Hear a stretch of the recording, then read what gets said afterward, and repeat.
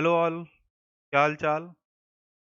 एक ऐसा income tax में अपडेट आया जिसके लिए पहले मुझे आपको एक शॉर्ट में बैकग्राउंड देना पड़ेगा, जिसके बाद आप लोग आराम से समझ जाएंगे। जब जीएसटी नया नया आया तो मैंने कई लोगों से कहा कि भैया जीएसटी का मिलान करते चलो, इनकम टैक्स से मैच होना चाहिए, ये प्रॉब्लम आने वाली है। तब तो जुलाई 17 था, तो 3 महीने इधर 9 महीने इधर, तो उस हिसाब से कहीं ना कहीं से एनुअल रिटर्न में रिकनसाइल हो गया। एक साल और आगे बढ़ा तब पूरा साल भर का रिकन्सिलेशन था, जिसका भी एनुअल रिटर्न होना बाकी है, जिसमें लोगों को जीएसटी का सही मतलब शायद समझ में आ जाएगा। अब उसके बाद जब आगे बात स्टार्ट हुई तो मैंने एक से कहा भैया 2A रिकनसाइल कर लो। तो वो कहते हैं 2A क्या होता है, 2A कोई मतलब नहीं रिकनसाइल करने का, जैसे चल रहा था वैसे ही चलेगा। मैं मन ही मन हंसता रहा कि कोई बात नहीं, जैसे ये लोग सोच रहे हैं सोचने दो। जब इनकम टैक्स और जीएसटी में दोस्ती हो जाएगी, दोनों में एक एमओयू आ जाएगा, तब जाके ये चीज़ सामने आएगी और इन लोग को समझ में आएगा कि ये जीएसटी और इनकम टैक्स का डाटा मैच कैसे होगा। आज जिस दौर में हम लोग खड़े हैं, आज की डेट में, यानी कि 23 जुलाई के दिन एक एमओयू बन के तैयार हो चुका है। और वो एमओयू ऐसा बना है कि आप लोग को उसको धीरे धीरे मैं आगे सब बताता हूँ। आइए स्टार्ट करते हैं इस वीडियो को, जो कि बहुत मज़ेदार होने वाली है इनकम टैक्स प्रैक्टिशनर के लिए, और जो अपना खुद आईटीआर फाइल करते हैं उनके लिए, या किसी टैक्स प्रोफेशनल मेरा कोई देख रहा है वीडियो ये, उनके लिए बहुत मज़ेदार वीडियो है आज की। आइए स्टार्ट करते हैं आज की वीडियो फुल एंटरटेनमेंट के साथ कि हाँ, ये टैक्सेशन की वीडियो ही है, दूसरी नहीं है। लेकिन बहुत ज़्यादा एंटरटेनमेंट होने वाला है, क्योंकि मैंने बहुत कुछ लिंक कर रखा है आगे। आखिरी तक जो ये वीडियो देखेगा उसी को मेरी पूरी बात समझ में आएगी, नहीं पूरी बात आप लोग पकड़ ही नहीं पाएंगे कि मैं किस रिकन्सिलेशन की बात कर रहा था और मैंने इतना बैकग्राउंड आप लोगों को क्यों दिया। अगर आपको मेरा बताने का तरीका समझ में आ रहा हो तो बस चैनल सब्सक्राइब रखिए, दबा के सब्सक्राइब करिए और लोगों तक प्रमोट करिए, ताकि आप लोगों के साथ मैं इसी तरह प्रोफेशनली जुड़ा रहूं। अब स्टार्ट करते हैं आज की वीडियो को, जो कि सबसे पहले बात स्टार्ट हुई एमओयू से। आप लोग को मैंने बताया कि एक एमओयू साइन हुआ है सीबीडीटी और सीबीआईसी पे, लेकिन किसी ने ये नहीं ध्यान दिया, जब मैं इसके अंदर मैंने वीडियो पे क्लिक किया तो यहाँ पे एक जगह 1/3 लिख के आ रहा था।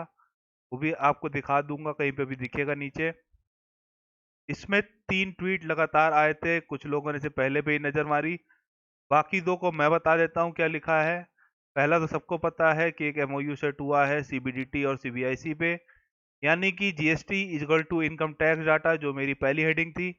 अब दूसरी बात कर लेते हैं कि एमओयू का मतलब क्या हुआ, वो क्या काम करेगा। तो ये इसका दूसरा ट्वीट जो सामने आपको दिख रहा है कि एक एमओयू साइन हुआ, जिसमें sharing of data information on automatic regular request spontaneous basis, एक ऑटोमेटिक बेसिस पे चलता रहेगा। जी हाँ, सबसे बड़ा अपडेट जो है वो यही है कि अब जो है जीएसटी के R1 का डाटा, 2A का डाटा आपको इनकम टैक्स की साइट पे दिखेगा।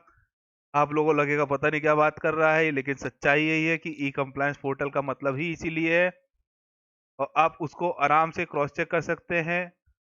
फिर आगे बात कर लेते हैं तीसरे ट्वीट की, जो कि और बड़ा धमाका था। कुछ लोग का एमएसएमई का रजिस्ट्रेशन नहीं आ रहा था, सिर्फ एमएसएमई का नंबर लिख के आ जा रहा था। तो 1 जुलाई से जो प्रोसीजर चेंज हुआ है आप लोगों को पता होगा, और मैंने इस पे एक वीडियो भी ऑलरेडी बनाई है, आप लोगों को डिस्क्रिप्शन बॉक्स में मिल जाएगी और लिंक में मिल जाएगी कि एमएसएमई 1 जुलाई से सब खत्म हो गया। 1 जुलाई से सबका सब एमएसएमई जितने पुराने थे सब जीरो हो चुके हैं, फिर से नए हो रहे हैं।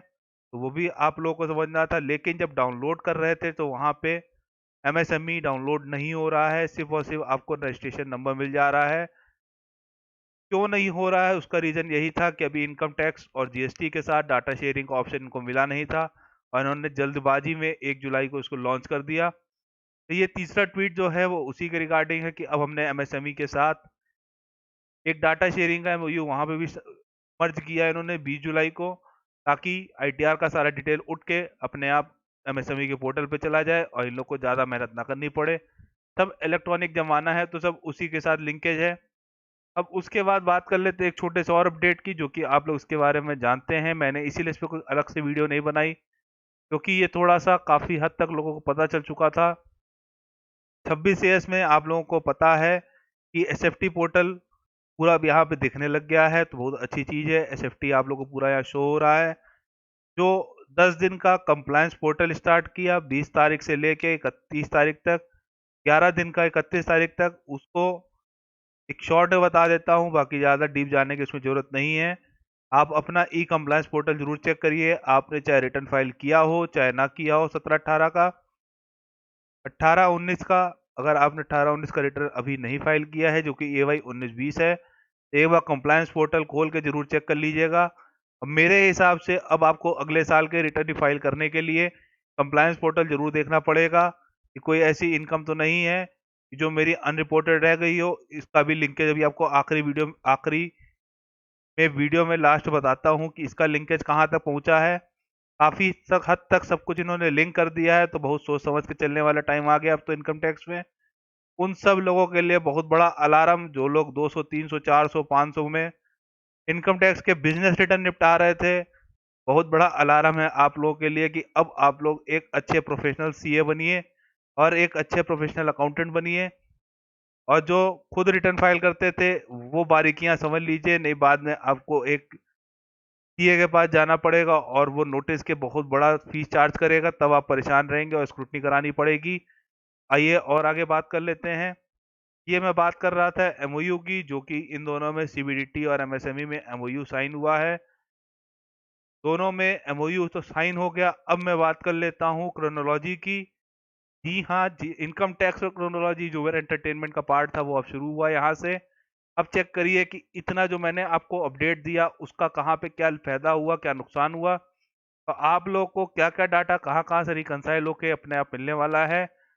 और जो अकाउंटेंट देख रहे हैं इस चीज को, अगर आपने इस बात को समझ लिया तो आप एक स्मार्ट अकाउंटेंट, स्मार्ट प्रोफेशनल तक बन सकते हैं। तो बहुत ध्यान से बात समझिएगा, एक एक पॉइंट, एक एक मोती है। अगर आप अभी भी इसको ना समझ पाए तो ये आपकी कमजोरी होगी। मैंने बहुत अच्छी तरीके से कोशिश की समझाने में। अब स्टार्ट करते हैं क्रोनोलॉजी को। जीएसटी डाटा सिंक्रोनाइज हो गया इनकम टैक्स के, क्योंकि दोनों के दोनों चीजें रिकनसाइल हो गई, आपस में डाटा शेयर हो गए, तो बचा क्या, कुछ नहीं, ठिंगा ठिंगा। इसीलिए मैंने आपसे कहा था कि जीएसटी डाटा जो है वो इनकम टैक्स से सिंक्रोनाइज हो चुका है, एमओयू साइन हो चुका है। अगर कोई ये सोच रहा है कि आज एमओयू साइन हुआ है और ये जो साइन हुआ उसके बाद ये इफेक्टिव तो अभी हुआ नहीं है, सर आपकी गलती है, इफेक्टिव हो चुका है। अब आगे बात कर लेते हैं अगली चीज की कि e compliance portal started showing GST data. सबसे बड़ा चौंकाने वाली चीज, e compliance portal income tax का और डाटा मिल रहा है हम लोग को जीएसटी का। ये कहाँ से हो गया? जी हाँ, एक एक रिपोर्ट आपको मिलेगी कि 2A में कितना दिख रहा था, 1 में कितना दिख रहा है, आपने टोटल जीएसटी रिसिप्ट कितनी दिखाई है, और साथ में टोटल डिपॉजिट बैंक में कितना है, आईटीआर में कितना है, जो कि मैंने अपना चौथा पॉइंट भी इसी में कवर कर लिया। उसके बाद छोटा सा अपडेट जिस मैंने वीडियो बनाई थी 26 में, कि आपको एआईआर रिपोर्ट पूरी मिलेगी, जिसको हम लोग एसएफटी ट्रांजेक्शन भी कहते हैं। उसकी भी पूरी रिपोर्ट की रिकंसलेशन आपको इसी में मिलने वाला है, इनकम टैक्स के पोर्टल में। इससे बड़ा धमाका मुझे नहीं लगता कुछ होगा। अब मैं कह सकता हूँ कि जीएसटी बुढ़ा हो रहा है, इनकम टैक्स और साथ में चल रहा है उसके। और जो अब मोदी जी की एक्सपेक्टेशन थी कि आप लोग सब कुछ सही से दिखाएंगे, कहीं पे कुछ गड़बड़ नहीं करेंगे, उन सब के लिए ये सबसे बड़ा पॉइंट फंस रहा है कि अब इसको कैसे रिकंसाइल किया जाए। तो ये सब वो प्रोफेशनल्स, वो अकाउंटेंट लोगों के लिए एक बहुत बड़ा अलार्म है कि भैया अब तो कम से कम फीस सही कर लो, नहीं काम तो आपका बहुत ज़्यादा बढ़ने वाला है, नहीं लास्ट स्क्रूटनी करानी पड़ जाएगी और कोई दूसरा तरीका नहीं बचेगा। तो अब आगे चेक कर लेते हैं मेरी लास्ट स्लाइड की तरफ। लास्ट स्लाइड कहती है एमएसएमई डाटा रिकंसिलिएशन स्टार्टेड। जो मैंने आपको बताया कि एमएसएमई बीच में 1 जुलाई को चेंज हुआ पूरा पॉलिसी कि भैया कैसे आएगा क्या आएगा, तो 1 जुलाई से एमएसएमई नया बनना शुरू हुआ। New MSME and old MSME were not coming. जो पुराने एमएसएमई पहले के थे उनको अपडेट करने का एक तरीका देंगे ये लोग, जो कि 31 मार्च तक का टाइम है। उसके बाद सब जीरो, सब खत्म, फिर से नया कराना पड़ेगा। Because of no MOU, MOU नहीं था। अब बात कर लेते हैं मेरी नॉलेज में, जो है मैं अपनी नॉलेज के हिसाब से बता रहा हूँ, उसमें मैंने रिसर्च तो की लेकिन मुझे ये चीज़ नहीं मिली कि अभी एमओयू जो है जीएसटी और एमएसएमई का अभी तक नहीं हुआ है। इसीलिए अभी एमएसएमई नए डाउनलोड करने में जो वहाँ पे एरर लिख के आ रही है कि it can be downloaded after few days. Days पे जब लिख के आ रहा है तो इसका मतलब अभी तो ये डाउनलोड हो नहीं सकता। तो जब ये डाउनलोड हो पाएगा तभी इस पे बात कर लेंगे। अब बात कर लेते हैं उन लोगों की जो अपने रिटर्न बात जीएसटी के रिटर्न नील के फाइल करवा रहे हैं और इनकम टैक्स पोर्टल पे या इनकम टैक्स में अच्छा खासा टर्नओवर दिखा रहे हैं। तो साहब सबसे बड़ा पॉइंट आप ही लोगों के लिए है जो सोचते हैं 40 लाख के नीचे दिखा लो और साइड हो जाओ। आप लोग के लिए बहुत बड़ा अलार्म है। या तो जीएसटी कैंसिल कर दीजिए अगर 40 लाख के नीचे है तो, और या तो सही-सही फिगर जीएसटी में शो करिए, बैंक के हिसाब से जीएसटी को सेट करिए। नहीं, ऐसी कोई इनकम नहीं बचेगी। अगर आपने एग्जेम्प्ट इनकम भी है तो आपको जीएसटी पोर्टल में दिखानी चाहिए थी। ऐसा ना हो कि आपको इनकम टैक्स भी उठा के पटक दे और जीएसटी भी उठा के पटक दे। थोड़े से वर्ड्स मेरे वैसे आपको लग रहे होंगे, लेकिन जो सच्चाई है वो सच्चाई यही है कि अब हम लोग को बहुत सोच समझ के आगे चलना है। एक-एक डाटा को रिकंसाइल करना पड़ेगा, तब जाके फाइनल बैलेंस शीट बन पाएगी। अगर आप अभी भी मार्च 20 की बैलेंस शीट ऐसे ही हवा में फाइल करने जा रहे थे या फाइनल कर रहे हैं, तो प्लीज़ ध्यान दीजिए कि 2A से पूरा डाटा रिकंसाइल होना चाहिए परचेज़ का। जो भी बची हुई परचेज़ है उसको सही से रिकंसिलिएशन में रखिए। सही से उसको दिखाइए कहाँ पे क्या प्रॉब्लम आने वाली है, क्या नहीं आने वाली, एक-एक चीज़ को रिकंसाइल करिए। इनकम टैक्स के अपडेट को अगर मैच किया जाए तो अब GST is equal to income tax, यानी कि अगर कुछ 26 ईयर्स का डाटा अगर आपको मैच कराना है, तो आपको 26 ईयर्स के साथ जीएसटी को मैच कराना पड़ेगा, सारे टैक्स जमा करवाने पड़ेंगे।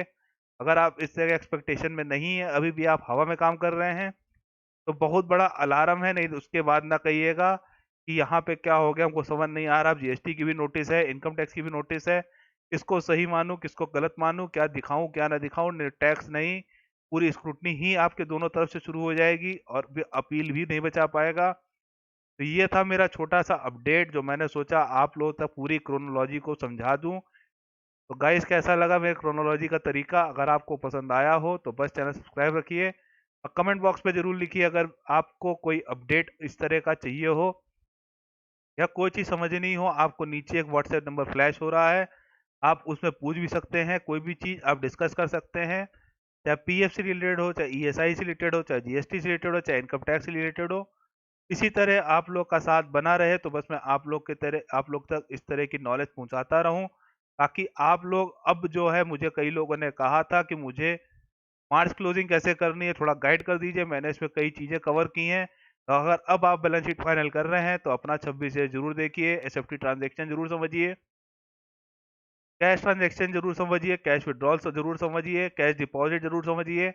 इन सब चीज़ों को समझने के बाद ही अपनी बैलेंस शीट फाइनल करिएगा, अदरवाइज बहुत बड़ा डिलेमा आने वाला है।